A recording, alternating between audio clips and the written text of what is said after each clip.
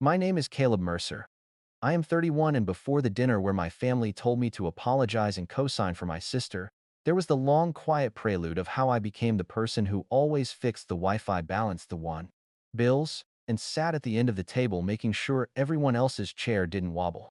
In my studio apartment, the afternoon light comes left to right, a clean slice across the room that makes shadows honest. I see myself in that light most days: white fitted shirt button, neat sleeves, kissing my wrists, honey blonde hair I dyed on a dare, and kept because it made me look less tired, face calm, serious, not unfriendly. The camera in my phone catches me from the knees up when I test framing for videos, both arms in the shot, nothing cropped, like proof that I'm whole. I didn't know it then, but how I looked would become part of the armor, tidy, readable, real. The house I grew up in smelled like orange cleaner and roasted chicken. Dad kept the television on even when nobody watched it. The commentators' voices hummed under everything like a long, low engine. At dinner, he'd lean back and say the same refrain: family helps family, and he'd say it like a law, not a hope. Mom smiled, a soft smile that could fold a command into a compliment. She'd slide the biggest piece of chicken onto my sister Savannah's plate because she's growing, then look at me and say, "You don't mind, do you, honey?" I said, "No, because no was what you said if you wanted the room to stay warm." I didn't know it back then, but the word warm would become a currency. There's a photo of us at the county fair when I'm 11. I'm holding a third-place ribbon for a school robotics demo. Dad has his hand on Savannah's shoulder, even though she didn't enter anything. In the picture, she's grinning at the camera. I'm grinning at the ribbon. Mom is holding both of our elbows like she's keeping time in a dance only she hears. Later that night, Dad said, "Good work, son. Your sister could use that discipline in her dance classes." And the praise skipped off me like a flat stone and landed where it always landed. I laughed, and it sounded like I'd planned to. When I was 15, my grandfather Walt took me to the river. He carried a thermos of coffee and a tin of butter cookies that tasted like nothing until you dunked them. He told me I was adopted, and he told me with a love so steady I felt it in my knees. "This family chose you twice," he said. "First with papers, then every day." He handed me a letter in his slanted hand. "Use it for you." It wasn't about money then. It was about the permission to decide where my name went. I didn't know it back then, but that single sentence would be the only thing that didn't wobble later. Savannah is 5 years younger and was born lit from the front. She learned early which expressions opened doors. When she cried, the whole house rearranged itself to make the sound stop. When I cried, which happened maybe twice, I got a pat on the shoulder and a reminder that tears were salt, not glue. I babysat, I mowed lawns, I learned how to be useful. Useful is a great disguise for invisible. If you've ever been the person who brings the extra folding chair to Thanksgiving, you know what I mean. In high school, I got a summer job bagging groceries. I can still smell the wet paper of the produce section and hear the low beep of the scanner. Paydays were a little festival. I'd fold the bills into an envelope the way Mom liked her recipes: edges neat, corners aligned. When the furnace died one February, air that bit your teeth when you breathed. Dad frowned at estimates. Mom sighed about budgets, and I said, "Use my savings. I can refill it." They said I was a good son. The number was $2, 200. I wrote it on a sticky note and stuck it inside my planner. I swallowed the ache of being thanked like a neighbor. College was a commuter plan because dorms were for people whose money didn't wear other people's names. I drove a used Corolla that rattled like it had secrets. Savannah took a gap year to figure herself out and discovered how easily people mailed her cash when she looked serious on Instagram. I covered a class fee for her once, $980, because she promised she'd pay me back Friday. Friday, move like a holiday you think is next week until you check the calendar. "You're the best," she texted, hearts like confetti. I clicked my analog watch forward an hour and told myself time wasn't a thief. It was a cleaner who cleared the table whether you were finished or not. I didn't know it back then, but my watch would become the metronome I used to keep my mouth steady. When I signed my first lease, the agent circled the line for co-signer and said, "You sure you don't want a safety net?" I said, "I am the net." Later, when Savannah needed an apartment fast because a roommate turned psycho, Dad said, "Just co-sign for the first 6 months." 6 months, learned how to be 12, then 24. When her roommate stopped paying, my name was the one the landlord called at 7:03 a.m. A time of day that feels like a test. I paid because credit scores don't care who left dishes in the sink. They only care about whether the bill learned to breathe on time. I didn't know it back then, but every automatic payment was a small piece of my future I handed to someone else with a smile. Mercer fam, our group chat announced itself with a cheerful ding that made my jaw tighten. The chat was where chores became asks and asks became obligations. Mom posted pictures of coupons. Dad sent motivational quotes about grit that read like rules for other people. Savannah asked for Netflix logins and my Paramount password, and sometimes, just $20 till Friday. If I didn't respond, the dots bubbled anyway, as if my silence was rude to the air. Once, when I said I couldn't cover a cell bill without shorting my own, Dad replied. Family helps family, and Savannah added a string of crying laughing emojis that made the sentence feel less like a motto and more like a knife with a joke carved into the handle. I didn't know it back then, but jokes were how we told the truth without being accused of telling the truth. Work became the place where cause and effect still shook hands. I'm a systems analyst. My days are spreadsheets that make sense if you feed them the right food. At my desk, the fluorescent lights washed everything one color, and the HVAC made its own weather. People asked for what they needed, and if they didn't, their software did. I earned good, not rich. Enough to breathe. Enough to help. Enough to ensure that when Dad's truck needed tires or Mom's dental bill looked like an airplane ticket, I could do the thing that kept the room warm. Useful is a habit. Habits become the wall you lean against when the conversation tilts. Holidays run on math that doesn't add up unless you already agreed to the answer. On Christmas, Savannah got a glass-faced smartwatch that looked like a spaceship on her wrist. I got a heavy wool scarf that could have been a hug if it weren't also a suggestion that I'd be outside a lot. Thanksgiving was my holiday spreadsheets for oven timing the Colts game on mute, Dad, pretending to nap with his eyes open. I wore a white shirt because white means you intend to stay clean. Mom said, "You always look so put together," and then, "Can you run to the store for heavy cream?" Savannah forgot. I went because saying no to cream isn't romance. It's a fight. When Savannah learned I knew about being adopted, she cornered me at the sink.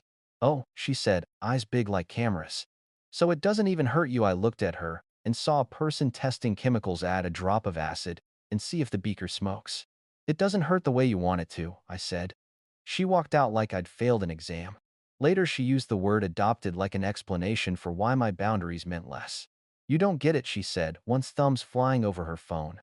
"Blood is different." I wanted to tell her that love is also different, that love isn't a contract you wave like a flag when someone asks to see your math, but I didn't. I dried my hands and changed the subject to gravy. I didn't know it back then, but she was practicing a weapon she'd fire when she wanted me to bend.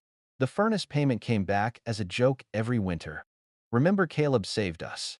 Dad would say, and Mom would kiss my cheek and call me her rock. Rocks don't have accounts. Rocks don't get tired. Rocks sit where you left them, and if they crack, you say, "It was the weather, not your weight."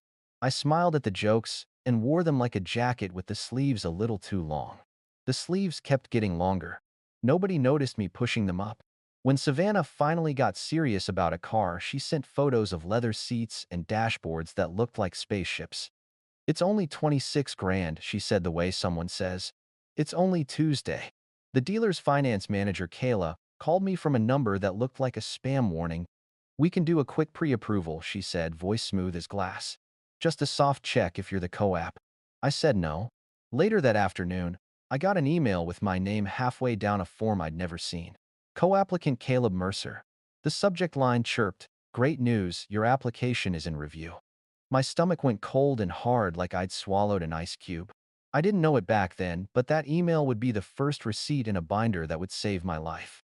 At night in my studio, I iron my shirts on a towel. The light from the left cuts across the room and leaves my right side in a gradation that makes me look like I have secrets I'm ready to tell. I smooth the fabric with my palms, line the buttons with the placket, press the collar into a crisp that says I showed up on purpose. The analog watch on my wrist ticks in a way a phone never will. I stare at my reflection long enough that I can see the boy at the river, the young man at the furnace repair desk, the brother at the cell phone store arguing calmly about a prorated bill. I didn't know it back then, but everything I was training, the order, the neatness, the habit of writing things down, wasn't just a personality. It was a defense. By the time Mercer fam lit up with talk of Thanksgiving, the menu, the seating chart, the schedule of oven space, I had a folder on my laptop labeled USEIT for you. Inside were PDFs of my credit reports, a running list of every little favor, and a scan of Grandpa Walt's letter. I clicked it open when the chat got loud. His handwriting leaned forward, hungry to finish the sentence. Use it for you. I imagined him at the end of a long table, hands folded, watching me stack my evidence like plates. The room would still want me to be warm. The room would always want that. I pressed my palm to the glass of the screen. Warm wasn't the point anymore. Grandpa Walt was a man who believed in quiet preparations. The summer after I turned 19, he took me to a small branch bank that smelled like toner and carpet shampoo.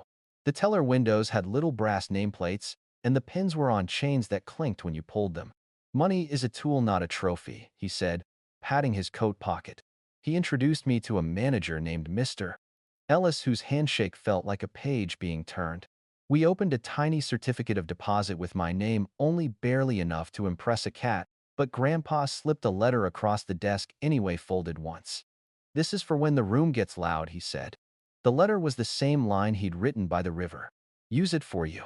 I tucked it into a plastic sleeve like it was a passport. I didn't know it then, but rooms would get very loud and paper would be the only voice that didn't shake. Savannah learned charm faster than I learned calculus. She could look at a waitress and get the extra cherry without paying for the sundae. At the mall, she'd float into stores with bright lights and mirrors that made everybody beautiful, and she'd say, just trying things on, like a spell that erased price tags. I watched from the bench by the potted plant, a shopping bag tucked under my arm like a shield. Mom said, she's finding herself, and Dad said, don't be so practical, and I thought practical was a compliment until it started sounding like a wall someone else kept leaning on. There was a night during my junior year when the apartment I co-signed for Savannah's friend turned into a stack of late notices that breathed. I'd just gotten home from work, the kind of day where the fluorescent lights had turned my skin into paper and the HVAC had made my bones hum.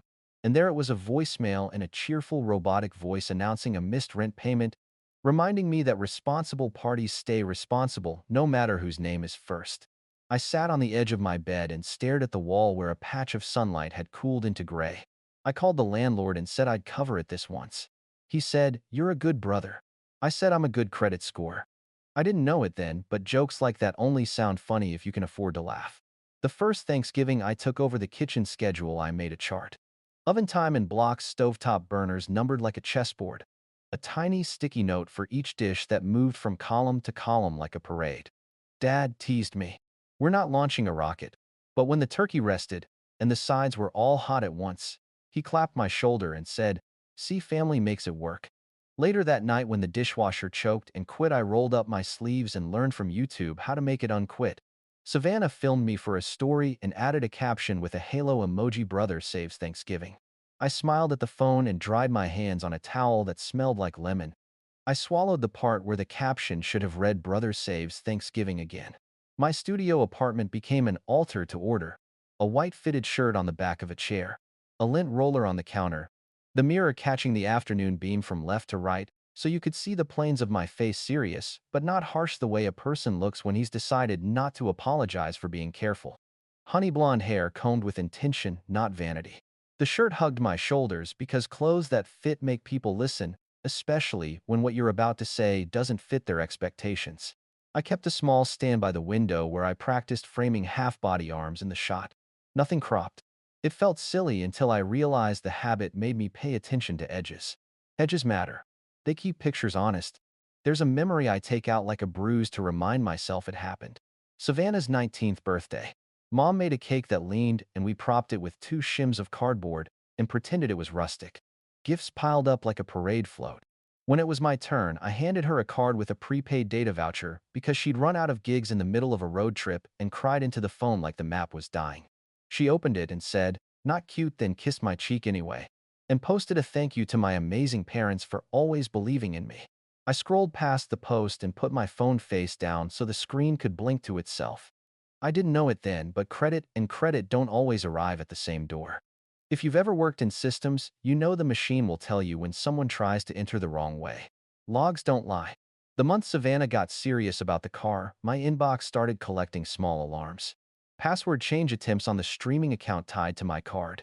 A welcome email from a dealership I'd never visited. A gentle ping from a credit monitoring service that I'd set up on a dull afternoon, as if I were polishing a doorknob for a house that hadn't been built. I clicked through at my small kitchen table, the laminate cool under my forearms. I sipped coffee that tasted a little burnt because I'd forgotten to rinse the filter basket. I watched the sun climb across the window and eat the shadow on my wristwatch. I told myself maybe it was a clerical error. I've learned since that clerical errors always have names. On Sundays, I'd stop by the river. The water there looks like glass until a wind shows up and the surface wrinkles into proof. I'd sit on a cold bench shoulder to the winter light and read Grandpa's letter again. Use it for you. The Y dipped below the line like it was diving and trusted the paper to hold. Sometimes I'd imagine bringing the letter into the dining room and saying, "This is the first rule tonight," and sometimes I'd fold it back up before the fantasy got legs. I didn't know it then, but I was training the speech I'd need for a night when everyone else would think they were in charge. One afternoon, Mom asked me to swing by the house to help with a little thing. The little thing was a stack of mail that wasn't little and a router that needed a reset. I did both. While I waited for the lights to stop blinking, Savannah breezed in with a bag that could carry a toddler. She dropped her keys so they clattered into the bowl on the entry table and said, "We're going car shopping this week." "You'll come right," I said I couldn't. She pouted with precision. "Don't be mean." Dad looked up from the couch where the game was on mute and said, "Family helps family." The room smelled like coffee and the candles, mom lights. When company's coming even though we're the company. I clicked the router back to life and watched the bars fill up on everyone's phones. Then I stood and said helping isn't signing. Nobody answered because nobody liked the difference. That night back in my studio, I ironed my white shirt and watched my reflection shift from shadow to light as the left side window surrendered the day. I lined a new binder with clear sleeves, each one hungry for a document, the lease, where I'd co-signed the email with my name, slotted into co-applicant like a knife into a sheath that didn't belong to it, the screenshot of a group chat where just till Friday had become a joke told every Friday. I labeled the spine with a small piece of masking tape dinner. It looked like a calendar entry, not a confrontation. That's the point. Confrontations make people dramatic. Calendars get things done. A week before Thanksgiving, the group chat found a new register. Savannah posted a photo of a car with a bow on it and the caption manifesting. Dad replied with a muscle arm and the words proud already kiddo. Mom added 5 hearts and a turkey emoji. I didn't type anything. An hour later, my phone rang from an unknown number that turned out to be the dealership. The finance manager's voice was corn syrup sweet. "Great news," she said, then paused for production value. "We can move forward if we get a quick verbal from you. Just a formality. Are you with your parents right now? We can patch you in." I said no. She softened as if speaking to a frightened animal. "We can record it and keep it on file." I said, "That's not how law works," and hung up with a politeness that tasted like tin. I didn't know it then, but she'd try anyway. 2 days later, Mom called with a bright voice that people use when they are carrying a dull blade. "We should talk about Thursday," she said. "Your sister is sensitive right now. Maybe you can keep things light." I asked what light meant. She said, "Don't make her feel small." I said I wasn't the one making other people a measuring stick. She sighed into the phone like air leaving a balloon. "Be kind," she said. I stared at my binder and thought, this is kindness. The night before Thanksgiving, I polished my shoes until the leather shone without bragging. I laid out the white shirt and navy sweater in case the house ran cold, my analog watch that ticks loud enough to count a heartbeat. In the mirror, the left to right light carved my face into Plain's earnest present, unafraid to look like a person who plans. Honey blonde hair combed clean, jaw smooth, a mouth that knew how to stay level even when the room slanted. The frame caught me from the knees up, both arms easy at my sides. Nothing cut off. I breathed and watched the breath leave like mist on glass. I buttoned the shirt and felt the fabric settle across my shoulders like a decision. I didn't know it back then, but the next 24 hours would stack all the years on top of each other like plates warming in an oven. The river, the letter, the furnace bill, the ding of Mercer fam, the dealer's email, the router lights. Coaxed back to life, the candles for company. I would carry the binder in my left hand and my grandfather's words in my right. The room would be warm. I would not be. Thanksgiving morning began with a ding from Mercer fam that felt like a smoke alarm. Mom posted a photo of the table set with the good plates and typed, "Keep today, sweet please." Dad added, "Family helps family." Savannah replied with a selfie in the passenger seat of a test drive car, sunglasses big enough to double as a mask. Caption manifesting. I stared at the screen until the dots started to bubble like a pot I refused to watch boil. I put the phone face down on the counter and listened to the radiator tick. The room was warm. My chest wasn't. At 9:17 a.m., the dealership called again. Same syrup voice, new tactic. Quick thing, she said. If you can just say on a recorded line that you're aware of the application, it helps underwriting feel cozy. Cozy. I pictured a wool blanket thrown over a fire. No, I said. No recorded anything. No verbal anything. No co-op. She tried a smile I could hear. Are you with your parents? We can do a three-way. Just a formality. I said forms have signatures. Mine isn't on yours, and hung up. My hands didn't shake. My jaw did. By 1030, I was at the bank. The lobby smelled like copier toner and wet coats. Mr. Ellis looked up, recognized me, and waved me to a window with a small brass plaque that said Ellis Grant. His tie was boring in the right way. Talk to me, he said. I slid my ID across. Freeze my credit, I said. Add a fraud alert. And I want a note on my parents' file, no authorizations by phone, no daughter in the room, confirmations in person, only my ID only. He nodded and typed keys, clicking like rain on a tin roof. Done, he said, printing forms. Initial here, and sign. The pen whispered across paper. A line of people coughed behind me. When he handed me the copies, his eyes softened. Systems work better when everyone follows the rules, he said. You're doing it right. I tucked the papers into my binder and felt the spine settle like a vertebra that had been out too long. In the parking lot, a gust of wind blew grit into my teeth. My phone buzzed with a new email. Great news, your application is in review. It was the same subject line as before, but this time the footer showed an automated error in bright red. Secondary applicant identity verification failed. I took a screenshot, then another with the timestamp, like I was photographing a footprint before the tide erased it. I forwarded both to a folder labeled dinner. The sky was too blue for November. It looked like it belonged to a different story. Back at my studio, I made coffee that tasted faintly like metal and opened every account I'd ever let someone share. Netflix log out of all devices. Paramount password change. Utilities remove secondary users. Cell plan disable hotspot sharing change PIN. The list was longer than I wanted to admit. Every click felt like closing a window before the storm. At the last one, a streaming service I'd forgotten. I even paid for a pop-up asked, "Are you sure?" I laughed out loud. Yes, I said to the empty room. I'm very sure. When I finished, I wrote a short, flat text to Mercer fam, friendly heads up, I've removed my name and access from any accounts I pay for. If you need your own, I'm happy to share instructions. No debate. Mom replied with a sad face and the word unnecessary. Dad typed, "We'll talk at dinner." Savannah sent 3 crying emojis, then adopted people act like this. I read it twice. My mouth went dry the way metal tastes when you bite a battery. I put the phone down. I washed my face. Then I picked the phone back up and took a screenshot. I didn't answer. Some sentences don't need replies. They need records. At noon, Dad called. I let it ring once, twice, then picked up because avoiding men like my father has a way of costing more later. Swing by the house, he said. Man to man. Don't make this a production. The phrase man to man is a trap dressed as geometry. I said I had errands. He exhaled into the phone like I'd wasted air. You always did love a process, he said. You can't spreadsheet your way out of blood. I won't spreadsheet my way into debt, I said. He paused, then went for the soft pressure. Your mother's tired. Don't ruin her holiday. I watched the light slide across my floor from left to right, carving a bright bar on my white shirt. I'm not ruining anything, I said. I'm bringing receipts. At 1:06 p.m., Mr. Ellis called back. Just a heads up, he said. Underwriting from that dealership tried to ping your file again. The freeze held. We also added a branch note that any attempt to add your name triggers a courtesy call to you.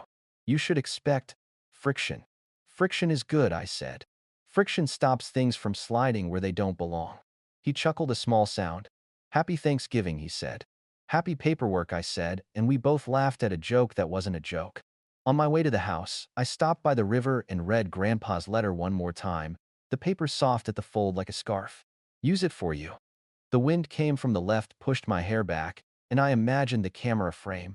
I practiced knees up, arms in light, moving across my face from left to right, the shadow honest. I said the words out loud to hear if they fit in my mouth. I'm not your cosigner. I'm not your guarantor. My name isn't your key. The sentences sat right on my tongue. I got back in the car and drove toward the smell of butter and heat. Mom met me at the door with an apron and the eyes she uses for company. "We're keeping it sweet," she said, which meant keep the ocean in your mouth. "Smile for your sister." "I will be kind," I said. Kindness isn't agreeing. She flinched like I'd tipped a glass. "Please don't start," she whispered.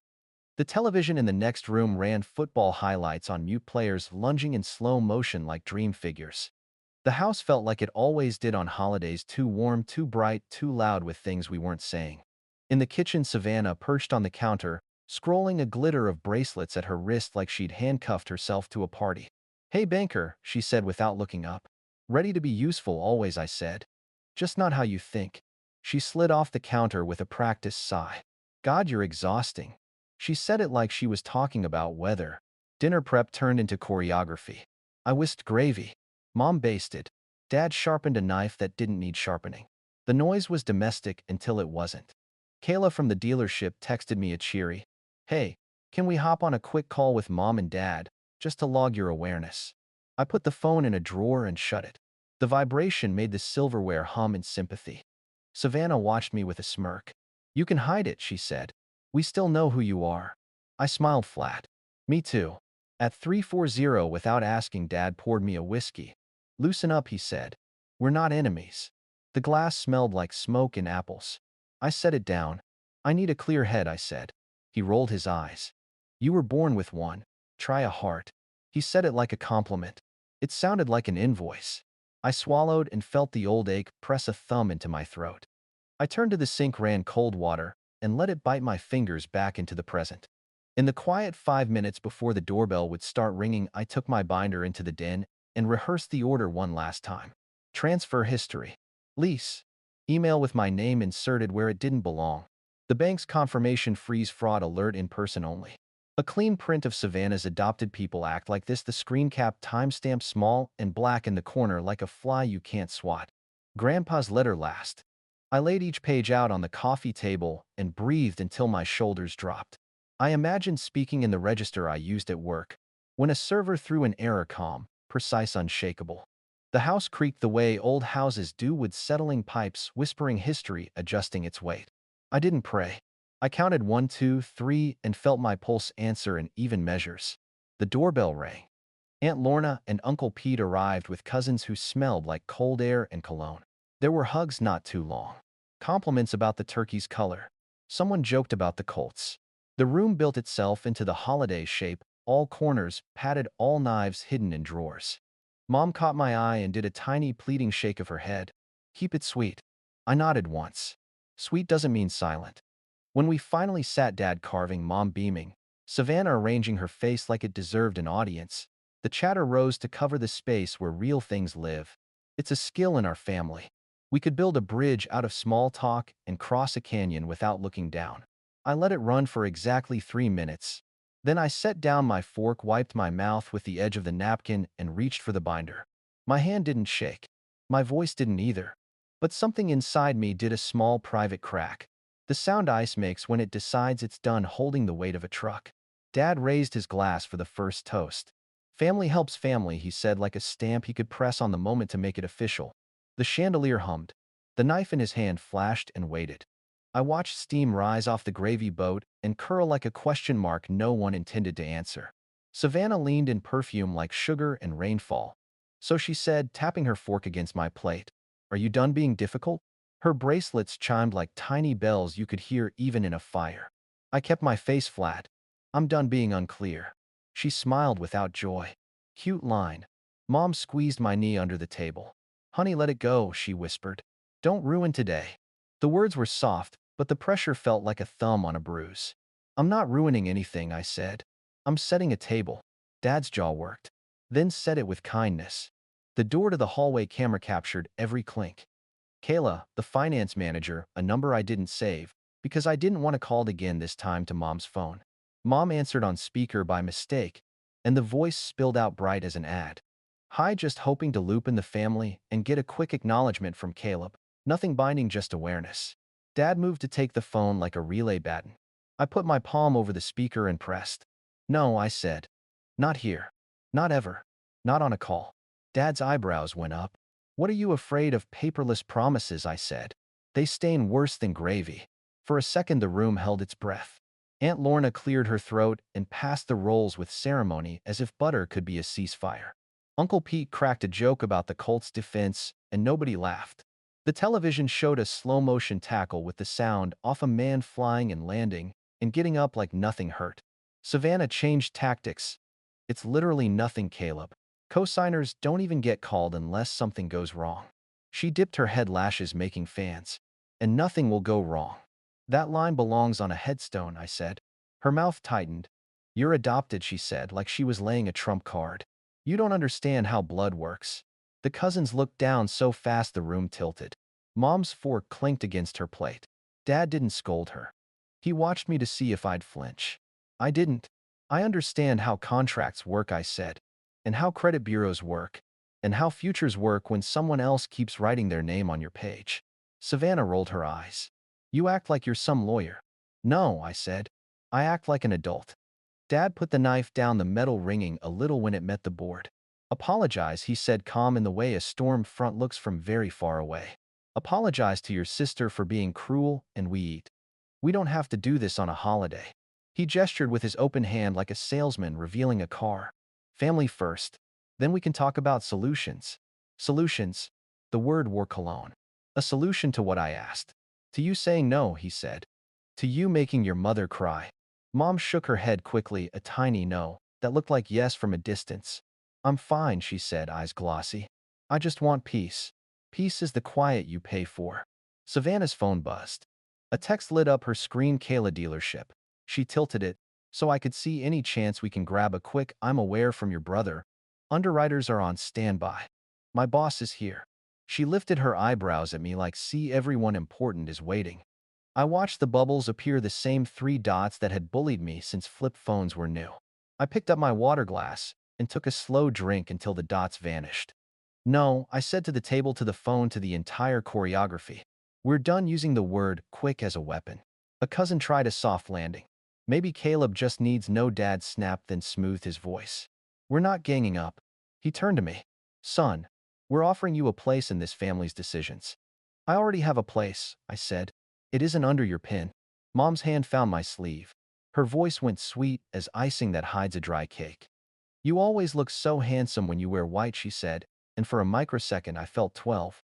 Then she added, could you be our good boy just for tonight? The room went colder in a flicker. No one acknowledged. Good boy was a leash, and I could hear the clip. I set my glass down and let the napkin sit in my lap like a flag I hadn't decided whether to raise. I'm not a boy, I said. And good doesn't mean easy. Savannah laughed once sharp. God, you love speeches.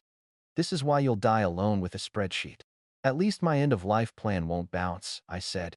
The laugh that followed wasn't kind. It was true. The tension found its own rhythm. Dad's knife resetting against wood. The oven fan sighing in intervals. The refrigerator clicking over, a compressor catching and releasing. Every sound said decide. On the mantel, a family photo from the fair smiled at dust. In it, Dad's hand rests on Savannah's shoulder, and my ribbon reflects a light that isn't in the room. I could feel that boy in my chest, waiting to be told where to stand. Aunt Lorna set down her fork and folded her hands. Maybe, she said carefully, we should let Caleb finish a sentence.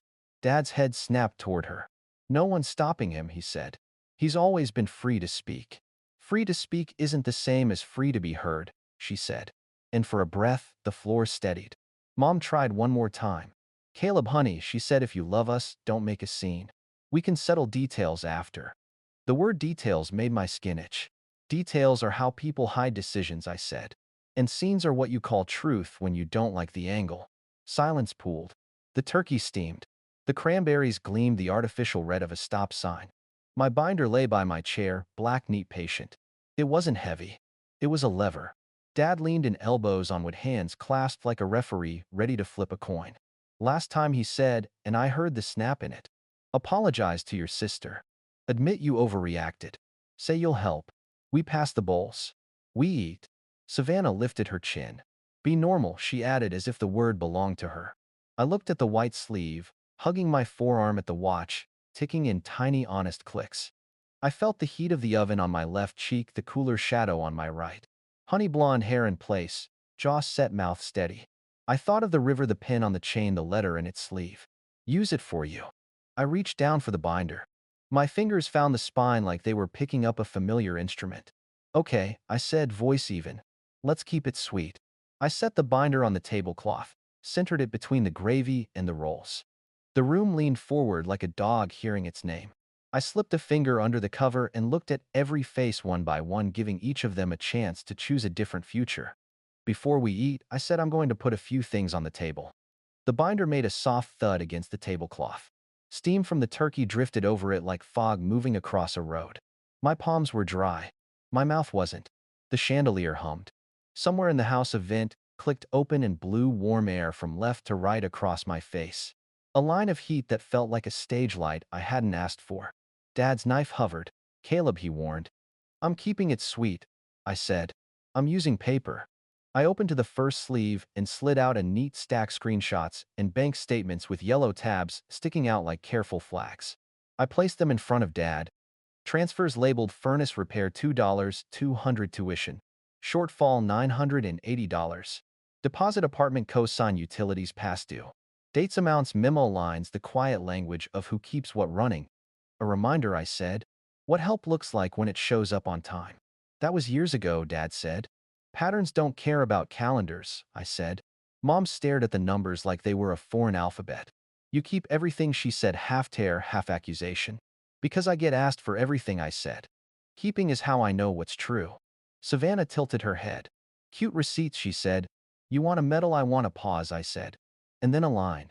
I set down the lease from 2 years back, highlighting my name under cosigner and the clause that makes liability breed like rabbits. I didn't narrate. I just let the words do their job. Uncle Pete squinted. That's a lot of small print, he muttered. It always is, I said. The second sleeve came out clean. Email headers. Great news. Your application is in review. Underneath the screenshot with the red error bar from this morning. Secondary applicant identity verification failed. I slid it to Savannah. This is Ukala and a system that doesn't care about your eyelashes, I said. This is my name where it doesn't belong. She pushed the papers back with one finger. You're making a movie out of a text, she said. We were just trying to move things along. Moving along is not the same as moving through. I said, doors require keys. Dad's jaw flexed. If the car goes bad, we've got you. It won't. But if. That's the point, I said. I won't be the if. Mom reached for the roast pan and moved it 3 inches as if geography could change the conversation. We're turning this into a fight, she whispered. It's a holiday. Then let's end it. I said and pulled the bank confirmation from a plastic sleeve. Mr. Ellis's letterhead. My full name printed clean, the lines that mattered in bold, fraud alert placed.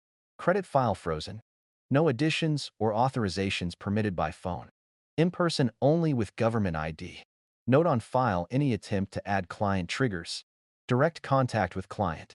I put the page between the mashed potatoes and the rolls like it was another side dish. As of 10:30 this morning, I said, you can't slide me into your plans. Not by call. Not by he's standing right here. Only by me and my ID in a branch with a chair and a pin. Dad let out a small scoff that clipped the air. You went to the bank on Thanksgiving. I went to the bank because the dealership called me twice before noon, I said. Turkey doesn't get a say in my boundary. Savannah snorted. So dramatic. Documentation beats drama, I said. She leaned back, bracelets whispering. You're adopted, she said again, softer, now more surgical. You act like that's nothing. I was ready for it. I had been ready since the sink, since the river, since the letter that knew my name before I did. I turned a sleeve and brought out an envelope that had been opened and reopened so many times the crease felt like skin. Grandpa Walt's hand tilted across the page. I set the letter down gently, like a body. Use it for you. I tapped the sentence once. I've known since 15, I said. Blood isn't the only map. Love is also cartography. And my name is my land. Mom's eyes flooded. He told you, she whispered. Not all grief, some relief slipping in. He told me, I said.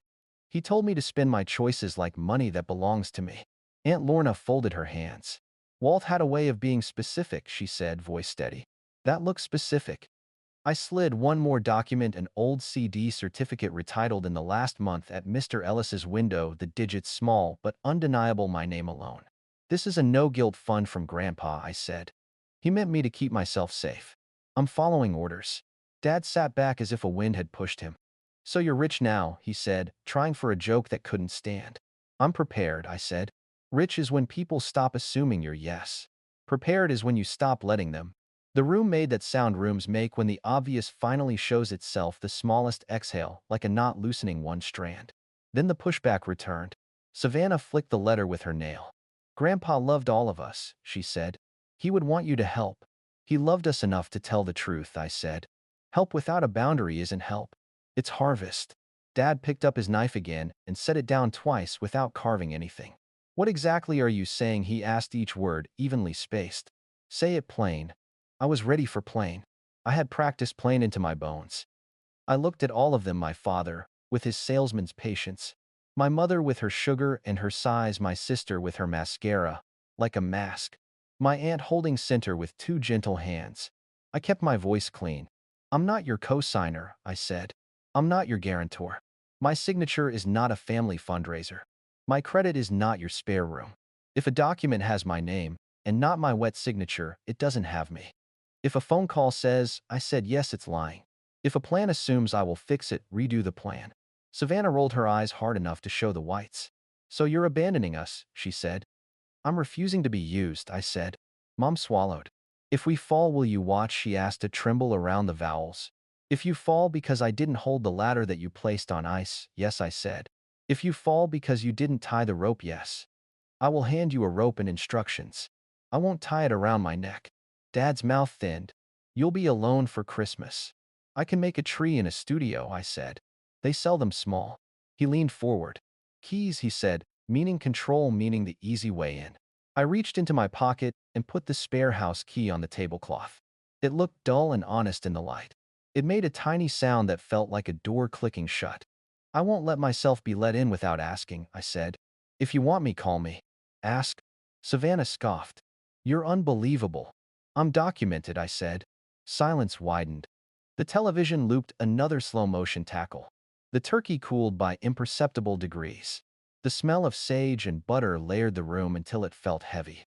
I slid the last page across the table, the screenshot of Savannah's text from noon with its timestamp small and black. Adopted people act like this. I didn't look at her when I said love doesn't call names. If you want me to love you, stop calling me labels when I won't co-sign your life. Her face cracked, the tiniest line of hurt showing through the lacquer.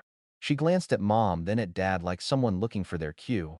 Dad lifted his glass, then lowered it. The choreography failed. I gathered the pages into their sleeves and closed the binder. The thud was softer this time. It sounded like a period. Eat, I said, because somebody had to say it. The food will get cold. No one reached for the bowls.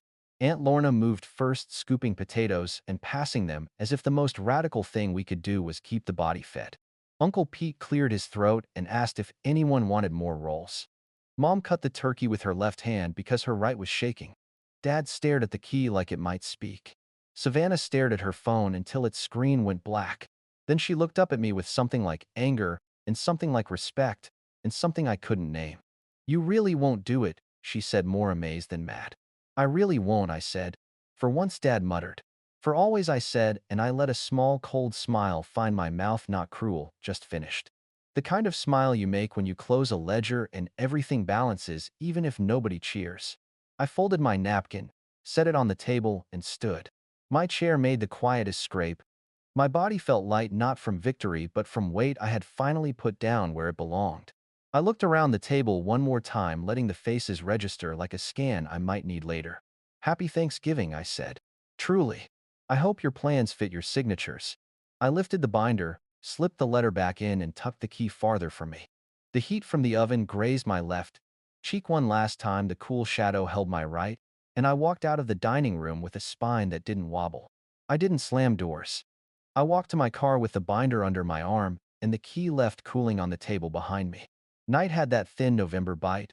Breath came out in little clouds and vanished before it could become proof.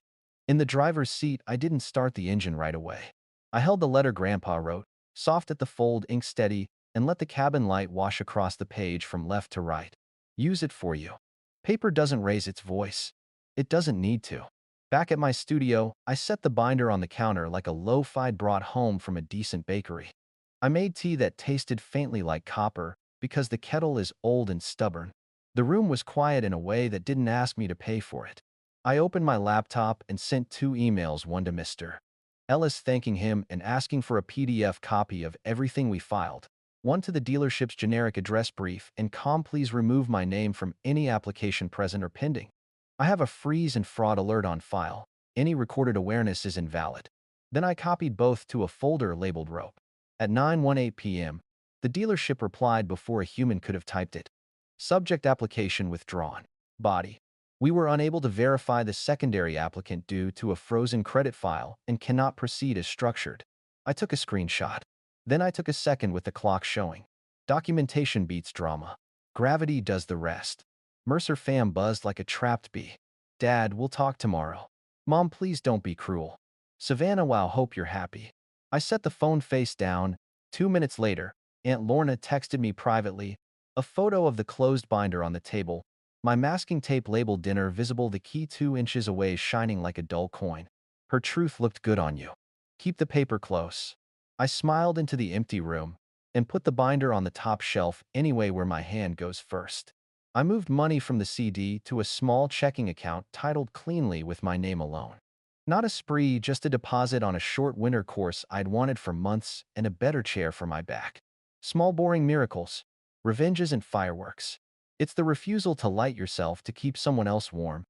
Near midnight, my phone lit with a new message. Kayla, finally human, if you change your mind, we can grandfather you in. I typed and deleted 3 replies until the tea went cold. I answered with one line, please keep my name out of your files. Sunday morning, I drove to the river and read Grandpa's letter until the paper warmed in my hands. The wind pushed my hair back the same way stage lights do, half my face lit, half in clean shadow. Somewhere in another kitchen, the turkey pan scrapes would still be echoing. Somewhere in another office, a file would flash red: authorization denied. I didn't report anyone. I didn't post a thread. I let the math settle. By afternoon, a photo floated into the group chat.